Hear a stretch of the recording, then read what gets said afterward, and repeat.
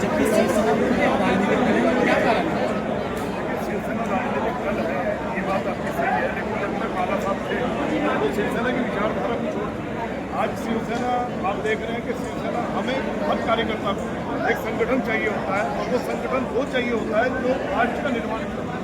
लेकिन शिवसेना, मुझे ऐसा लगा कि शिवसेना महाराष्ट्र के निर्माण के लिए बनी है, राष्ट्र के निर्माण के लिए नहीं बनी है। राष्ट्र का निर्माण जब होगा जब जन का निर्माण होगा, और जन निर्माण पार्टी में होगा, ऐसा मुझे लगा। क्योंकि मैं उमेश भाई से लगभग 1.5 साल से जुड़ा हुआ हूँ, और मुझे उमेश भाई की मैंने काम भी देखे हैं, वो चाहे कन्याओं का विवाह हो, चाहे अपनी विधानसभा में विभिन्न तरीके के काम हैं।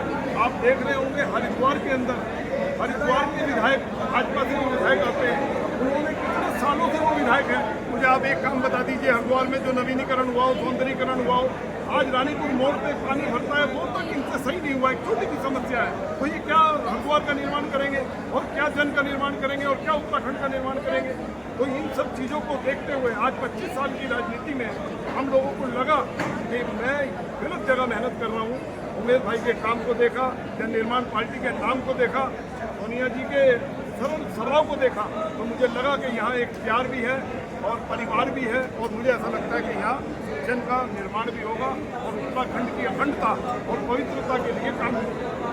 अच्छा, यहाँ विधायक जी की ज़्यादा पैरवी हो रही है या मैडम?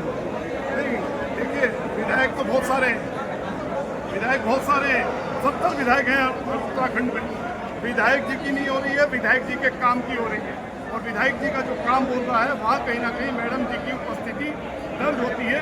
इसलिए काम की हो रही है, इनके काम की हो रही है, संगठन के नाम की हो रही है, और विधायक जी के काम की हो रही है। हरिद्वार से तैयारी है आपकी? नहीं, मेरी तैयारी नहीं है। मेरा जो संकल्प है, मैंने उमेश भाई को कहा है कि मैं अपना आजीवन जो है जन निर्माण पार्टी को आजीवन अपना आगे का जीवन जो है वो पार्टी के लिए दूंगा।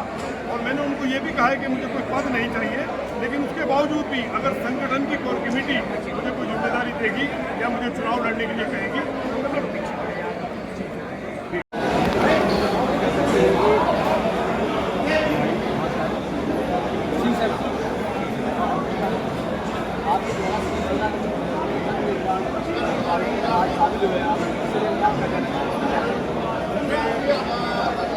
अभी बताया आपने पत्रकार में, शिवसेना में हम लोग लगभग 30 साल से काम कर रहे हैं। ये सोच के कर रहे थे कि राष्ट्र का निर्माण होगा, लेकिन मुझे ऐसा लगा कि शिवसेना महाराष्ट्र निर्माण के लिए बनी है, राष्ट्र निर्माण के लिए नहीं बनी।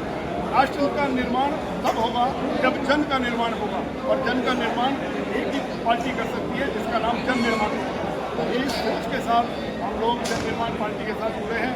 हमारी पूरी टीम उत्तराखंड की जुड़ी है, और विभिन्न जगह हमारी बातें चल रही हैं। सब लोग हमारे साथ, हमारे परिवार में आकर के उत्तराखंड की अखंडता और पवित्रता के लिए काम कर रहे हैं। मैं प्रदेश प्रमुख हूँ।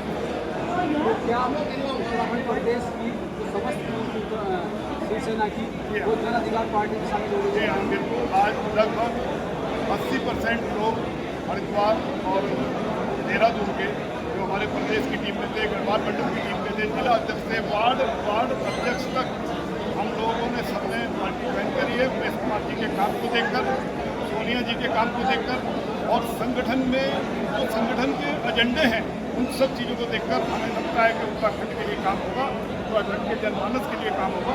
इस करके आपको अगर मौका मिलता है तो क्या जन अधिकार पार्टी का मैं पार्टी का कार्यकर्ता हूँ, उसके बावजूद भी पार्टी हाईकमान अगर मुझे कहीं मौका देगी तो मैं जिस पद पे वो मौका देगी उस पद पे काम करूँगा, और जिस जगह से वो टिकट के लिए कहेगी मैं उसके लिए चुनाव लड़ूंगा। मैं एक पार्टी का कार्यकर्ता हूँ। पार्टी अगर मुझे आदेश करे, जिस पद पे भी आदेश करे, जिस सीट पे भी आदेश करे, मैं उस पर काम करूँगा। नहीं, मेरी अपनी विधानसभा है, और मेरे जो टीम है, मेरी जो कार्यकर्ता है, वो काफ़ी विधानसभाओं में है।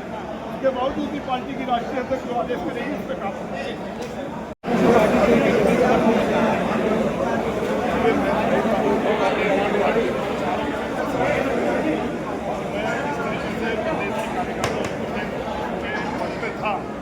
प्रदेश के अंदर मुझे ऐसा लगता है कि मेरे से जितनी भी मेरी टीम थी सब लोग मेरे से संपर्क कर रहे हैं और पार्टी के साथ जुड़ना चाहते हैं, पार्टी के लिए काम करना चाहते हैं।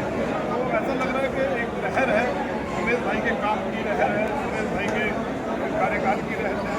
उमेश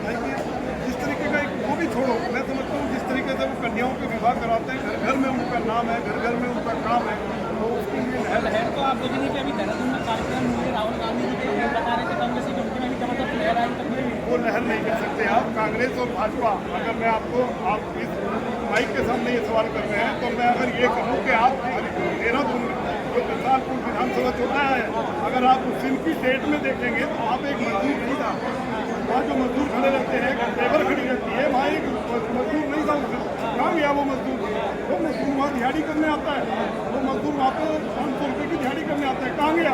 जिस दिन राहुल गांधी आया वो सारा मजदूर कहाँ गया?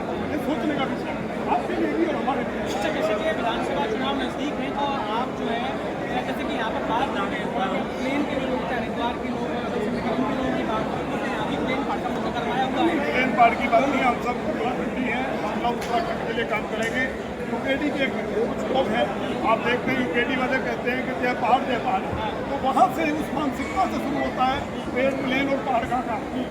जन निर्माण पार्टी इस तरीके का कोई ना तो बयान करती है ना कोई। आप देख रहे हैं खानपुर विधानसभा के अंदर किस कदर निर्माण कर रहा है, किस कदर किस कदर काम जो काम 15-15, 20 साल से, मैं कहता हूँ पीढ़ी अगर कहूँ कि 40 साल से जो काम पहले से वो काम रोहित शर्मा जी के आने पर निर्दलीय विधायक कर सकता है। तो जन निर्माण पार्टी के साथ आज पूरे उत्तराखंड में, क्योंकि मैं पार्टी के आदेश पर